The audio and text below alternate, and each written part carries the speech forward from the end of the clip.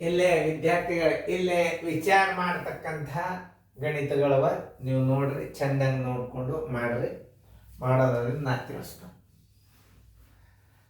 ಇಲ್ಲಿ ನೋಡಿ, ಒಟ್ಟು ಜನಸಂಖ್ಯೆದಾಳ ಏನೇನು ಅಂಶ ಇರ್ತಾವ ಅನ್ನೋದು ಹೇಳ್ತದೆ ನಾನು ನಿಮ್ಗೆ. ಯಾಕಂದ್ರೆ ಅನುಪಾತದಾಗ ಏನಿರ್ತದ, ಆ ಯಾವ್ದು ಕೇಳಿರ್ತಾನ ಆ ಭಾಗ ಇದ್ರೆ ಅದನ್ನ ಹೆಚ್ಚು ಅನುಪಾತ ತೆಗಿಬೇಕು ನೀವು.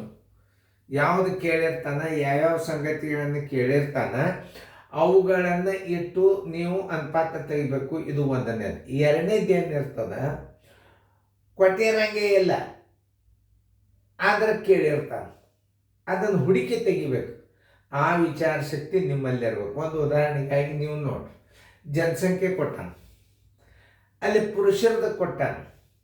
ಒಂದು ಉದಾಹರಣೆ ಹೇಳ್ತಾನ, ಮತ್ತು ಇದು ಬೇರೆ ಅದ. ಒಟ್ಟು ಜನಸಂಖ್ಯೆ ಕೊಟ್ಟಾನ, ಪುರುಷರ ಸಂಖ್ಯೆ ಕೊಡ್ತಾನೆ. ಏನು ಕೇಳ್ತಾನ? ಒಟ್ಟು ಜನಸಂಖ್ಯೆ, ಮಹಿಳೆಯರ ಸಂಖ್ಯೆ ಎಷ್ಟು. ಅಲ್ಲಿ ನೀವು ಮಹಿಳೆಯರ ಸಂಖ್ಯೆ ತಗೋಬೇಕು. ಆಮೇಲೆ ಏನು ಮಾಡ್ತಾನ? ಒಟ್ಟು ಜನಸಂಖ್ಯೆ ಕೊಡ್ತಾನೆ. ಅಕ್ಷರಸ್ಥರನ್ನು ಕೊಡ್ತಾನೆ, ಅನಕ್ಷರಸ್ಥರ ಸಂಖ್ಯೆ ಕೇಳ್ತಾನೆ. ಅನಕ್ಷರಸ್ಥರ ಸಂಖ್ಯೆ ಕೊಡ್ತಾನೆ, ಅಕ್ಷರಸ್ಥರ ಸಂಖ್ಯೆ ಪ್ರಮಾಣಕ್ಕೆ. ಪ್ರಮಾಣ ಅಂದರೆ ಏನು? ಅವುಗಳನ್ನ ಹಿಕ್ಕೆ ತೆಗೆದು ನೀವು ಅವುಗಳನ್ನು ಕೇಳಿದ ಸಂಗತಿಗಳನ್ನು ಆಯಾ ಸ್ಥಳಗಳಲ್ಲಿ ಆ ಸಂಖ್ಯೆಗಳನ್ನು ಇಡಬೇಕು. ಯಾಕಡೆ ಬೇಕಾದ ಕಡೆ ಇಟ್ಟು ಬಿಟ್ರಿ ಅಂದ್ರೆ ಅಲ್ಲ. ಅವ ಏನು ಕೇಳಿರ್ತಾನ ಅದೇ ಸಂಖ್ಯೆಯನ್ನು ಅಲ್ಲಿಟ್ಟು ಕನಿಷ್ಠ ರೂಪಕ್ಕೆ ತರೋದೇ ಅನುಪಾತದ ಮೂಲ ರೂಪ ಸಿಗ್ತದೆ. ಅನುಪಾತನ ಕನಿಷ್ಠ ರೂಪಕ್ಕೆ ತರಬೇಕು. ಒಂದು ಉದಾಹರಣೆ ನೋಡ್ರಿ. ಮಲ್ಲಾಪುರ ಗ್ರಾಮದ ಜನಸಂಖ್ಯೆ 4500 ಅದ. ಇದರಲ್ಲಿ 1350 ಜನರು ಅನಕ್ಷರಸ್ಥರು. ಆಮೇಲೆ ನೋಡ್ರಿ, ಈಗ ಅನಕ್ಷರಸ್ಥರು ಅಂದರೆ ನೀವು ಅಕ್ಷರಸ್ಥರು ಅಂತ ತಕ್ಕೋಬೇಕು. ಈಗ ಅಕ್ಷರಸ್ಥರು, ಅಕ್ಷರಸ್ಥರ ಸಂಖ್ಯೆ, ಅಕ್ಷರಸ್ಥರ ಸಂಖ್ಯೆ ಹೆಂಗೆ ತಕ್ಕೋಬೇಕಂದ್ರೆ, ಒಟ್ಟು ಜನಸಂಖ್ಯೆ ಎಷ್ಟದ ನೋಡ್ರಿ. ಒಟ್ಟು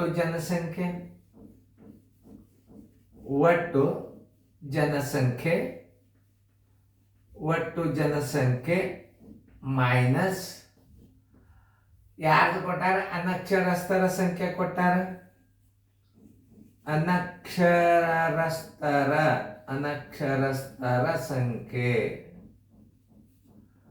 ಅನಕ್ಷರಸ್ಥರ ಸಂಖ್ಯೆಯನ್ನ ನೀವು ಇದ್ರಾಗ ಕಳಿಬೇಕು. ನೋಡಿ, ಬರೋಬರಿ. ಒಟ್ಟು ಜನಸಂಖ್ಯೆ ಎಷ್ಟದ? 4500 ಅದ. ಆ 4500 ಮೈನಸ್ 1350 ತಪ್ಪಲಾರ್ದ ಕಳಿಬೇಕು, ಸರಿಯಾಗಿ ಕಳಿಬೇಕು. 50ಕ್ಕೆ 50 ಇಡ್ರಿ, 10 ಮುಂದೆ. ಆಮೇಲೆ ಒಂದು ಕೈಗಡ 5 4 ಆದ್ರೆ 1, ಆಮೇಲೆ 4 1 ಆದ್ರೆ 3, 3150 ಏನಾಯ್ತು? ಅಕ್ಷರಸ್ಥರ ಸಂಖ್ಯೆ ಬಂತು. ಕರೆಕ್ಟಾಗಿ ನೋಡ್ಬೇಕಲ್ಲ, ಯಾಕೆ ತಪ್ಪಬಾರದು. ತಪ್ಪಂದ್ರೆ ಒಳ್ಳೆ ಏನಾಗ್ತದ, ಎಲ್ಲ ಗಣಿತ ಅಳಗಿಸ್ಬೇಕಾಗ್ತದ ನಾವು. ಅದಕ್ಕೆ ನಿಮ್ಗೆ ಹೇಳೋದು, ಸರಿಯಾಗಿ ನೋಡ್ಕೋಬೇಕದ್ನ. 3150 ಕರೆಕ್ಟ್ ಅದ.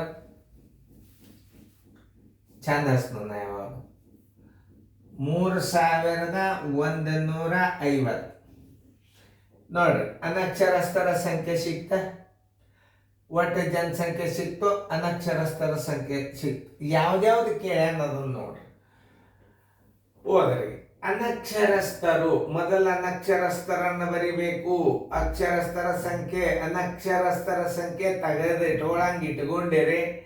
ಮತ್ತು ಏನು ಕೇಳ್ಯಾನ? ಅನಕ್ಷರಸ್ಥರು ಮತ್ತು ಅಕ್ಷರಸ್ಥರ ನಡುವಿನ ಅನುಪಾತವನ್ನು ಕಂಡು ಹಿಡಿಯರಿ ಅಂದ್ಬಿಟ್ಟ.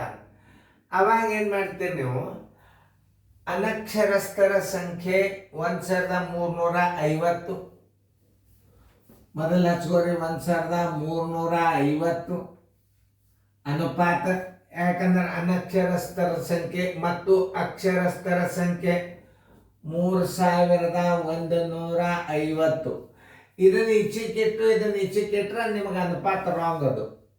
ಯಾಕಂದ್ರೆ ಅನುಪಾತಗಳನ್ನ ಕಂಡು ಹಿಡಿಯುವಾಗ ನೀವು ಬಹಳ ಕೇರ್ಫುಲಿಯಾಗಿ ಸಂಗತಿಗಳನ್ನ ಹಚ್ಚಬೇಕು. 1350 ಯಾಕೆ ಮೊದಲು ಹಚ್ಚಿದ್ರಿ ನೀವು? ಅದನ್ನ ಆ ಕಡೆ ಹಚ್ಚಿದ್ರೆ ಈಚೆಗೆ ಹಚ್ಚಿದ್ರೆ ಬರ್ತಿತ್ತಲ್ಲ. ಎಷ್ಟೋ ಮಂದಿ ತಪ್ಪುಗಳನ್ನು ಹಿಂಗೆ ಮಾಡ್ತೀರಿ, ಮಾಡಬಾರ್ದು. 1350 ನಾ ಮೊದಲು ಯಾಕೆ ಹಚ್ಚಿನಂದ್ರೆ ಅನಕ್ಷರಸ್ಥರು ಮತ್ತು ಅಕ್ಷರಸ್ಥರ ನಡುವಿನ ಅನುಪಾತವನ್ನು ಕಂಡುಹಿಡಿಯಿರಿ. ಅನಕ್ಷರಸ್ಥರು ಅಕ್ಷರಸ್ಥರು. ಈಗ ಇನ್ನೊಂದು ಏನು ಮಾಡ್ತೀರಿ ನೀವು, ಒಳಗಿಡ್ತೀರ ಎರಡರಲ್ಲೇ,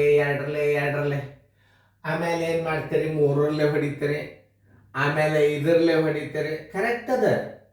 ಇದಕ್ಕಿಂತಲೇ ಈಗ ಎರಡೇ ಗುಂಪು ಇರುವುದರಿಂದ ಒಂದು ನಿಮ್ಮ ರೀತಿ ತೋರಿಸ್ತಾನೆ.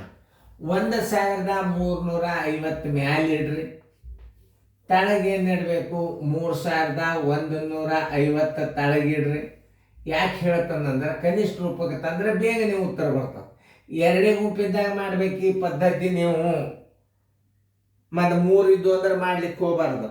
ಈಗ ನೋಡಿ, ಈ 0 ತೆಗೆದ್ರಿ, ಈ 0 ತೆಗೆದ್ರಿ, ಆಮೇಲೆ ಕೊನೆಗೆ 5 ಅದ. 5 6ಲೆ 30, 5 3ಲೆ 15, 5 2ಲೆ 10, 5 2ಲೆ 10, 5 7ಲೆ 35. ಆಮೇಲೆ 9 3ಲೆ 27, 9 7ಲೆ 63, ಬರೋಬ್ಬರಿ 3/7 ಬಂತೀವಿ ನಿಮಗೆ. ಮೊದಲ 3350 ಅನುಪಾತ 3, 3150 ಅನುಪಾತ 7, 1350 ಅನುಪಾತ 3, 3150 ಅನುಪಾತ 7. Answer is equal to 3/7. ನೋಡ್ರಿ, ಎರಡೇ ಗುಂಪಿದ್ದಾಗ ಹಿಂಗೆ ಮಾಡಿ ಭಾಳ ಬೇಗನೆ ಉತ್ತರ ಬರ್ತದೆ. ನಾವು ಕಲಿಬೇಕು ಚಂದಾಗ, ನಮಗೆ ತಿಳಿಯಂಗ ನಾವು ಕಲಿಬೇಕು. ಅಂದ್ರೆ ನಿಮಗೆ ಗಣಿತ ಹೇಳಿದ್ದು ನಾ ಹೇಳಿದ್ದು ನಿಮಗೆ ಗಣಿತ ತಿಳಿತಲ್ಲ. ಈಗ ಅನುಪಾತಗಳನ್ನು ಹಿಂಗೆ. ಆಮೇಲೆ ಇನ್ನೊಂದು ರೀತಿ ಒಳಗೆ ಮಾಡ್ತಾರೆ, 2ರಲ್ಲೇ 3ರಲ್ಲೇ 5ರಲ್ಲೇ 7ರಲ್ಲೇ 10, ಏನು ಮನುಷ್ಯ ಬಂದಾಗ ಕನಿಷ್ಠ ರೂಪಕ್ಕೆ ತರ್ತಾರೆ. ಅದರಿಂದ ಲೇಟ್ ಆಗ್ತದೆ. ಎರಡು ಗುಂಪಿದ್ದಾಗ ಈ ಪದ್ಧತಿ ಮಾಡ್ರಿ ಅನ್ನ ಹೇಳಿ ನೋಡಿ. ಮೊದಲೇ 3 ಇದ್ರೆ ಮಾಡಬಾರ್ದು, ಯಾಕಂದ್ರೆ ಅನುಪಾತಗಳ ರೇಷಿಯೋ ಚೇಂಜ್ ಆಗ್ತಾವ. 3 ಅನುಪಾತ 3 ಅತ್ತಾಟಿಗಿದ್ದು ಅಂದ್ರೆ ಮಾಡಬಹುದು.